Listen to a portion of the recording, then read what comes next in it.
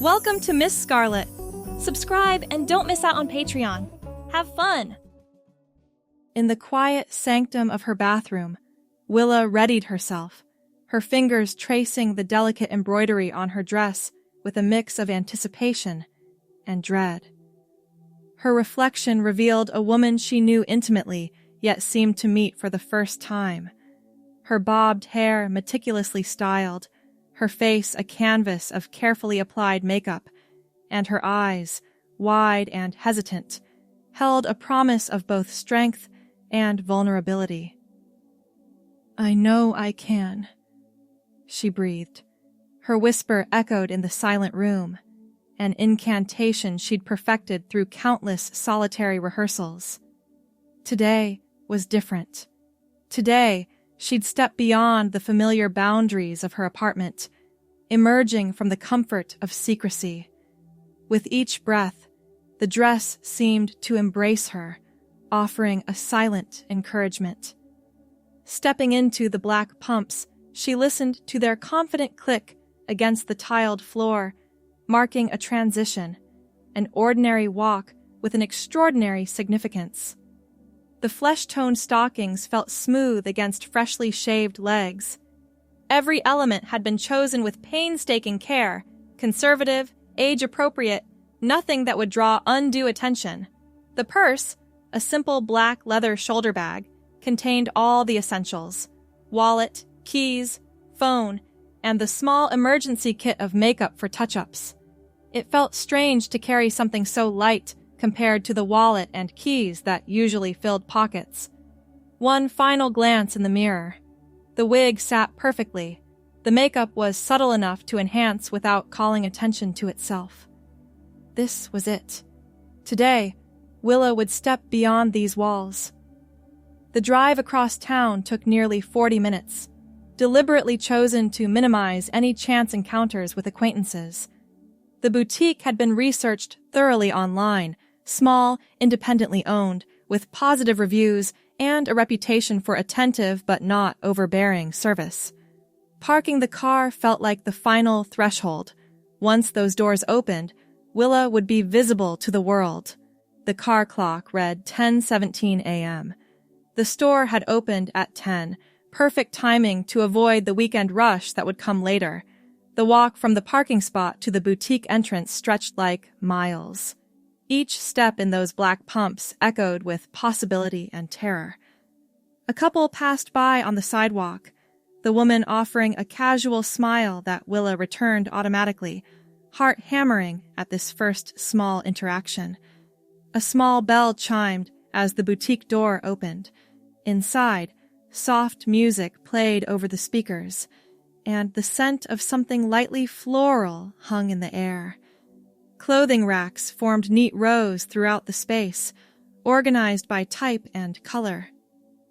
"Good morning! Let me know if you need any help finding sizes." The sales associate, a woman perhaps in her 50s with silver-streaked hair, offered this from behind the counter without moving closer, giving space. "Thank you," Willa managed, the voice coming out a touch higher than intended. The words hung in the air. The first Willa had spoken aloud to another person. Fingertips trailed along fabrics as Willa moved through the store, touching cottons and silks and linens, feeling the textures while pretending to browse casually. The navy blue dress Willa wore now had been ordered online months ago, after hours of agonizing over measurements and return policies. The thought of actually trying clothes on in a store, it seemed both thrilling and impossible. A rack of dresses caught Willa's attention, particularly a burgundy wrap dress with 3/4 sleeves. It seemed perfect for autumn, professional enough for many occasions, but still feminine and flattering. While examining the dress, holding it against the body to gauge the size, another customer approached the same rack. She was approximately Willa's age, dressed in crisp white pants and a patterned blouse. "That color would look lovely on you," the woman remarked casually. the way women often do with other women in clothing stores. That simple camaraderie that Tucker had observed from afar but never experienced. Willa's throat tightened momentarily. Thank you, came the reply, the voice cracking slightly before stabilizing. Their wrap dresses are really flattering on everyone, the woman continued, pulling out a black version to examine. I have one from last season that I practically live in. The conversation flowed naturally from there. Brief comments about the store's selection, the woman mentioning she was shopping for a work event. Each exchange built Willa's confidence, the responses coming more easily, the female presentation feeling less like a costume and more like an extension of self. After the woman moved to another section, Willa stood a little taller, clutching the burgundy dress along with a few other items that had caught her eye. The interaction had gone smoothly. No strange looks, no questions, just one woman chatting with another about clothes. The next hurdle appeared in illuminated letters over a doorway. Fitting rooms. Would you like to try those on? The sales associate approached, gesturing to the garments draped over Willa's arm. A moment of panic flashed. Was this too much? Too soon? But then again, wasn't this exactly what today was about? Yes, please, Willa answered, following the woman to the fitting area. Here you go, she said, unlocking one of the doors. There is a call button if you need different sizes. The fitting room was mercifully spacious, with a padded bench and hooks for clothing. The mirror covered one full wall, impossible to avoid. Willa hung up the selected items, taking a moment to steady breathing before beginning. The navy blue dress came off first, carefully hung to avoid wrinkles. Standing there in undergarments, specially purchased for this day, brought a wave of vulnerability. The forms giving shape beneath the bra, the careful tucking beneath the panties, all the techniques learned through online tutorials and private experimentation. The burgundy wrap dress went on first. The fabric felt luxurious against skin, the cut surprisingly flattering to the figure. Willa turned slowly before the mirror, adjusting the wrap to sit more securely. It looked right. Not just acceptable, but genuinely flattering, bringing warmth to the complexion and creating the illusion of curves where the body was naturally straight. Each garment that followed brought new discoveries. A black pencil skirt hugged too tightly around the hips. A floral blouse with ruffled sleeves seemed to overwhelm the frame. A green A-line skirt paired with a cream-colored blouse created an ensemble that felt both professional and feminine. When Willa emerged from the fitting room, the sales associate looked up from folding sweaters. Find some winners? I think so, Willa replied, holding up the burgundy dress, green skirt, and cream blouse. These worked well for me. Excellent choices, the woman nodded. The wrap dress is one of our best sellers. Would you like me to start a room for you at the counter? At the register, Willa's fingers trembled slightly while retrieving the credit card, the one matching the ID with Tucker's name. This moment had been anticipated with dread. The saleswoman barely glanced at the card, running it through the machine before passing over the receipt for signature. If she noticed the masculine name, she gave no indication. Would you like these on hangers or folded? She asked, already reaching for tissue paper. Folded, please, Willa answered, relief washing through her system. Walking out with the boutique's distinctive pale pink shopping bag felt triumphant. The first hurdle cleared, a complete, successful shopping experience as Willa. Emboldened by this success, Willa decided to extend the day rather than returning home immediately. A small cafe 2 doors down from the boutique looked inviting, with outdoor seating that seemed perfect for people watching. Coffee, please. Just black, Willa ordered, settling at a table along the perimeter of the patio. The server, a young man with tattooed arms, nodded and disappeared inside without any special notice of his customer. Sipping coffee in the open air, watching pedestrians pass by, Willa felt a growing sense of ease. The navy blue dress no longer felt like a disguise, but simply like clothing. The wig's brown bob had become just hair.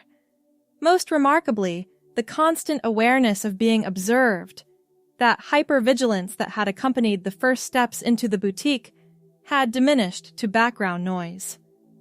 A text message vibrated the phone in Willa's purse. It was from Michael, Tucker's roommate. "Hey, you still planning to be back for the game tonight?" Reality crashed back. Tucker was expected home. Tucker had obligations, routines, people who knew nothing about Willa. With reluctance, Willa finished the coffee and began the journey back to the car. The day had been more successful than imagined. Not just the shopping, but the simple act of existing in public spaces as herself.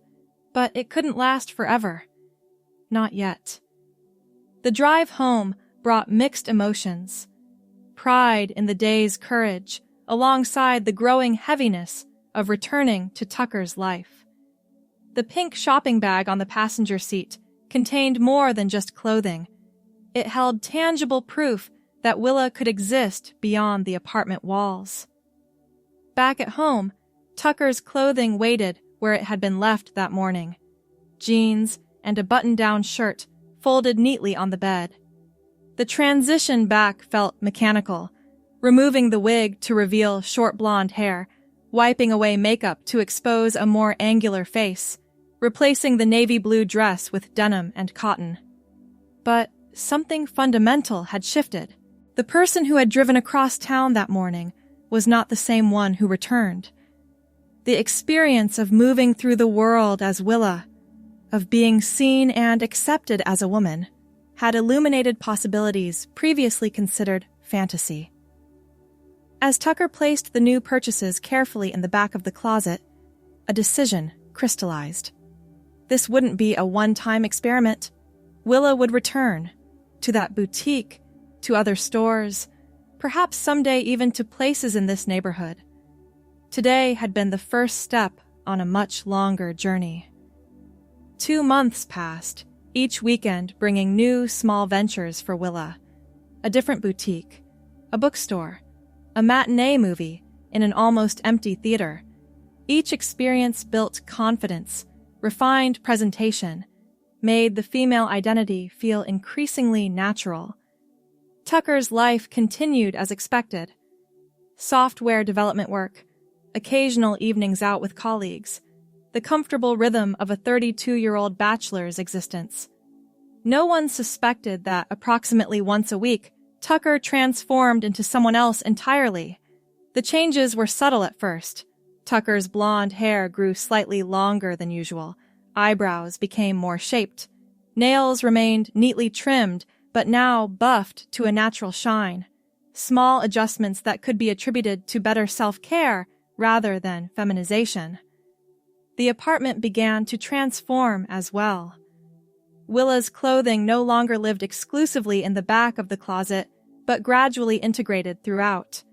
Her makeup migrated from a hidden tackle box to a proper vanity set in the bathroom. The brunette wig gained companions, a longer auburn style, and a professional-looking ash-brown bob. An unexpected development came in the form of online communities. Through forums and social media groups, Willa connected with others on similar journeys. Some identified as crossdressers, others as transgender, many somewhere in between or questioning entirely. The terminology mattered less than the shared experiences. The exhilaration of first public outings, the challenges of developing a feminine voice, the complicated dance of living two distinct identities. It was in one such group that Willa first encountered the term gender dysphoria, the disconnect between one's assigned gender and gender identity. The concept resonated deeply, putting language to the lifelong unease Tucker had experienced without fully understanding. One evening, while Tucker sat at the computer, researching gender therapists in the area, Michael knocked on the apartment door. "Hey, I thought we were meeting at the bar. Everyone's waiting," he said when Tucker answered. "Sorry, got caught up in something. Give me 5 minutes," Tucker replied, quickly closing the browser tabs. At the bar, surrounded by familiar faces from their shared circle, Tucker found it increasingly difficult to engage in the usual banter. The conversations about sports, dating woes, and workplace politics felt like scripts from someone else's life, roles Tucker had played convincingly for years, but now recognized as performance rather than authenticity. "You've been weird lately," Michael commented as they walked home, slightly buzzed from the evening's beers. "Everything okay?" Tucker paused, considering how much to share.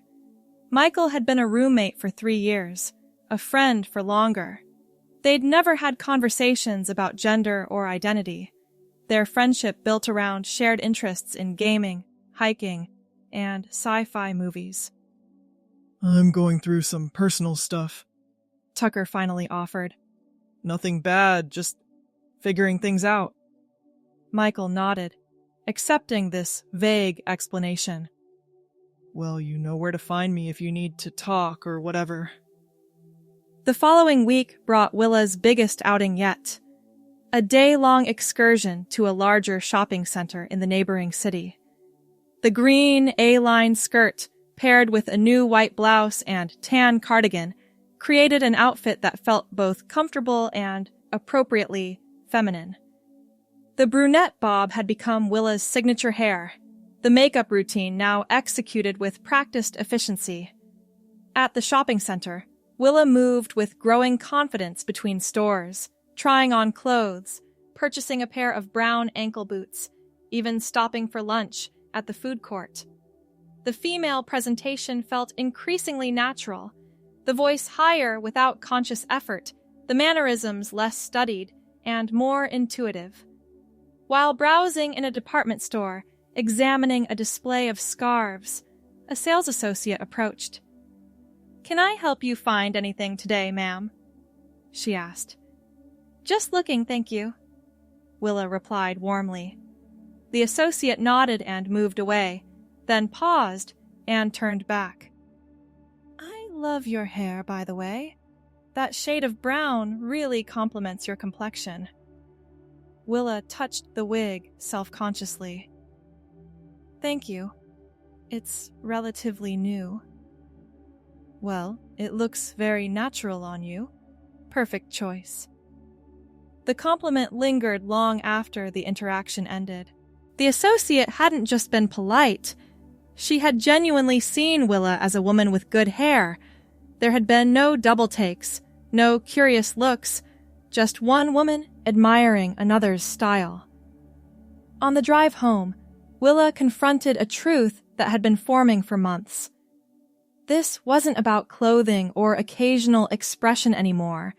The comfort, the rightness of living as female extended far beyond the external presentation.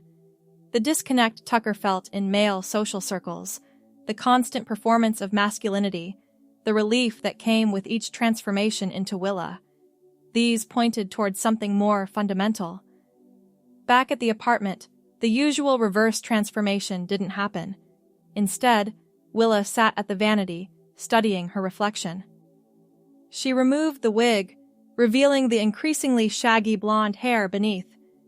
Without the feminine frame, the face looked more masculine, jaw more prominent, brow heavier. But the person in the mirror was neither fully Tucker nor fully Willa, but somewhere in between, in transition. The revelation wasn't sudden, but a gradual crystallization of what had always been true. Tucker was the costume, the performance maintained for others' comfort. Willa was the reality. That night, sleep came uneasily as questions about the future pressed in. What would transitioning fully mean? How would family react? Colleagues? Friends? The prospect was terrifying, but for the first time, the alternative, continuing to live primarily as Tucker with Willa relegated to occasional expression, seemed even more impossible. Mourning brought clarity and purpose. The first step would be professional help, the gender therapist whose information had been bookmarked weeks ago. The second would be medical consultation about hormone options. The third, and perhaps most daunting, would be beginning to share this truth with others. The appointment with Dr. Keller was scheduled for the following week. In the days leading up to it, Willa began subtle preparations. The blonde hair received a proper styling, still short, but now shaped in a way that could read as either a contemporary men's cut or a pixie style, depending on how it was worn. Wardrobe purchases focused on items that could function in both masculine and feminine contexts: cardigans, fitted t-shirts, slim-cut jeans. The therapy session itself proved both terrifying and liberating. Dr. Keller, a woman in her 40s with a gentle demeanor and extensive experience with transgender clients, created a space where fears and questions could be expressed without judgment. Many people describe knowing their gender identity from childhood, she explained, when Willa questioned whether the relatively recent conscious awareness invalidated the experience. Others don't have clarity until much later in life. There's no single timeline that validates or invalidates your identity. The session ended with resources, support groups, medical referrals, literature, and an appointment for the following week. Walking out of the office, Willa felt simultaneously overwhelmed and unburdened. The path forward wouldn't be simple, but at least there was a path. That evening, Tucker, dressed in jeans and a button-down, but feeling increasingly disconnected from this presentation, sat across from Michael at their small kitchen table. "I need to tell you something important," began the hesitant explanation. "I'm transgender. I've been questioning my gender identity for a long time, and I've recently started working with a therapist to figure out next steps." Michael's expression shifted from confusion to surprise to thoughtful consideration. "Wow. That's not what I was expecting you to say." He paused, visibly processing. "So you're a woman? Or figuring that out?" "I'm a woman," came the firm reply, the first time this truth had been stated so directly to another person. "I've been living part-time as female for months now, just not where anyone I know could see me. My name is Willa." The conversation continued for hours, Michael asking questions, Willa explaining the journey so far, the lifetime of disconnection from masculinity, the relief found in feminine expression, the recent clarity about moving forward with transition. "This is a lot to take in," Michael finally said. "But you're my friend. That doesn't change. I might mess up pronouns and stuff at first, but I'll try my best." The support, while not guaranteed, came as a profound relief. One person now knew. The world hadn't ended. Over the following weeks, Willa began the medical aspects of transition. The first endocrinologist appointment brought pages of information about hormone therapy, the expected changes, the timeframes, the risks, and monitoring required. The decision to move forward came without hesitation.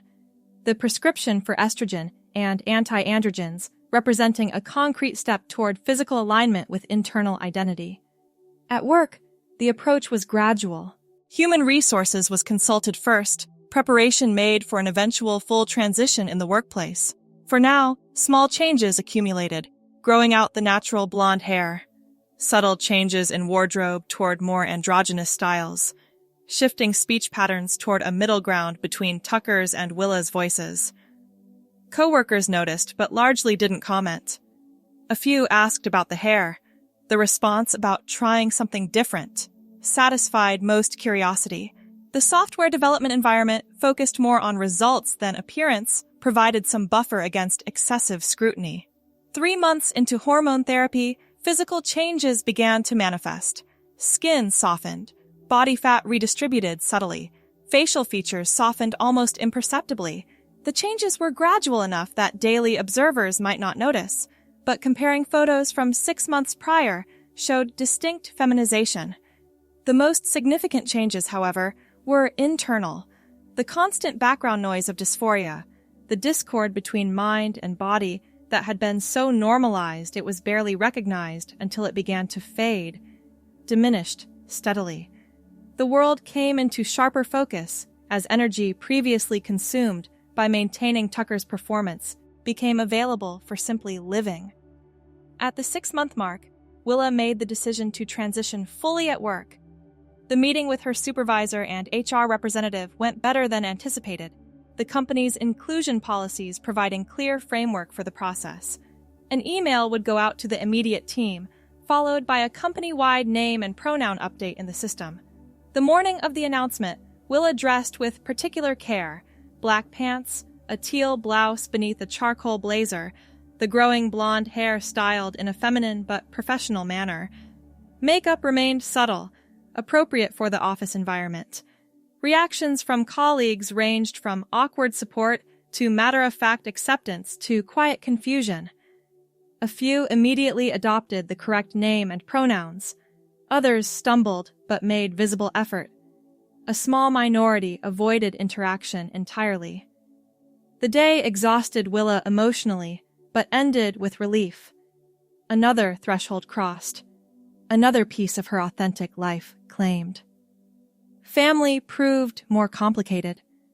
Willa's parents, conservative in both politics and religion, struggled profoundly with the news. The initial conversation ended in tears and recriminations, accusations of mental illness and attention-seeking. Willa left their house that Sunday evening, unsure when or if reconciliation might be possible. Her sister Rachel, however, became an unexpected ally. Though initially surprised, she quickly moved to education and support, sending links to resources for families of transgender individuals and offering to accompany Willa to future family gatherings. "They'll come around eventually," Rachel insisted during one of their weekly coffee meetings. "Dad asked me questions about you yesterday. He's trying to understand in his own way." "I'm not holding my breath," Willa replied, stirring her latte. "But thank you for being there for me through this." "You look happier," Rachel observed. "Even with all the stress and drama, you seem more present, more real." "I feel more real," Willa acknowledged. "For the first time, I'm not playing a part." As the 1-year mark of her first public outing as Willa approached, she decided to revisit the boutique where it had all started. The navy blue dress with white collar detail had long since been donated, too associated with trying to be invisible, too conservative for her evolving style. Instead, she wore a burgundy wrap dress, not the original one she'd tried on that day, but a similar style purchased recently to celebrate her changing figure. The shop looked exactly as she remembered. The same soft music, the same floral scent. The same silver-haired saleswoman even stood behind the counter, though she showed no sign of recognizing Willa. Moving through the racks brought powerful déjà vu. A year ago, she had clutched her purse with white knuckles, terrified of every interaction. Today, she browsed with the easy confidence of a woman shopping for new spring clothes, nothing more remarkable than that.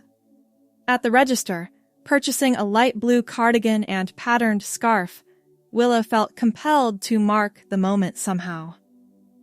"I was here about a year ago," she told the saleswoman as her items were being wrapped. "It was my first time shopping in public as myself. Your kindness that day meant more than you could know." The woman looked up, surprised and touched. "I'm so glad we could be part of your journey. You look beautiful, by the way. That burgundy is definitely your color. Outside, spring sunshine warmed the sidewalk. Willa paused, remembering how that first day she had extended her outing by stopping at the cafe 2 doors down. Today, that same cafe beckoned. Not as an act of courage, but simply as a pleasant place to enjoy the afternoon. The tattooed server had been replaced by a young woman with bright blue hair, but the patio seating remained unchanged. Willa ordered a cappuccino this time, rather than plain black coffee, a small but symbolic shift from utility to enjoyment. As she sipped her drink, Willa reflected on the year's journey. The path hadn't been straight or simple. There had been losses. Relationships changed or ended. Privileges of male presentation surrendered. The security of conformity exchanged for the vulnerability of authenticity. But the gains outweighed these many times over. Alignment between internal and external selves. Freedom from constant performance. Connections built on genuine identity rather than projected image. Her phone buzzed with a text from Rachel. "Lunch tomorrow still on? Dad might join us." Willa smiled, typing back confirmation. Another step forward, another piece of her life integrating. Whatever came next, further physical changes, potential surgeries, evolving relationships, she would face as her complete self. No more navy blue dresses chosen for invisibility. No more silent browsing, afraid to speak. No more compartmentalized existence. The woman who had entered that boutique a year ago had been Willa playing at being real. The woman sitting at the cafe today was simply Willa, finally and fully herself. Thanks for watching, my girlies! Be sure to check out Patreon for more!